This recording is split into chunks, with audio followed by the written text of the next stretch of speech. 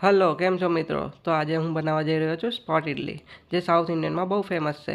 તેના માટે અમે ફ્રાય પેનમાં ઓનિયન લીધી છે, કાપેલા ટમાટર લીધા છે અને કેપ્સિકમ લીધા છે. થોડું તેલ અને બજેટ અનુસાર બટર લીધું છે. બટર લીધા પછી એને ગરમ કરીને થોડું સાતળી લીધું છે. થોડું ગરમ થઈ જાય એટલે એની અંદર મેં ગન પાવડર નાખ્યો છે.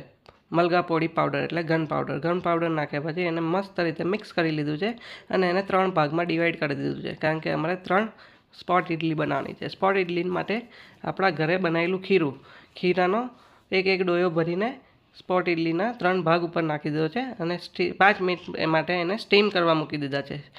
વ્યવસ્થિત રીતે સ્ટીમ થઈ જાય પછી એને ખોલીને એક વખત પલટી મારી દેવાની છે. પલટી માર્યા પછી વળી પાછળ તેને 2 મિનિટ માટે સ્ટીમ કરી દેવાના છે. સ્ટીમ થઈ ગયા પછી રેડી છે સ્પોટ ઇડલી. ગરમા ગરમ સ્પોટ ઇડલી આવી ગઈ છે મારી પ્લેટમાં, અને પ્લેટમાં આ જઈ રહ્યું છે પહેલું બાઈટ મારા માઉથમાં. ખાવામાં એકદમ ટેસ્ટી લાગે છે અને સાંભાર પીધા પછી ઓર ટેસ્ટી લાગે છે. સ્પાઇસી અને ક્રિસ્પી ખાવાના શોખીન હોય તો ઘરે બનાવીને ખાજો, બહુ જ ટેસ્ટી લાગે છે. Thank you.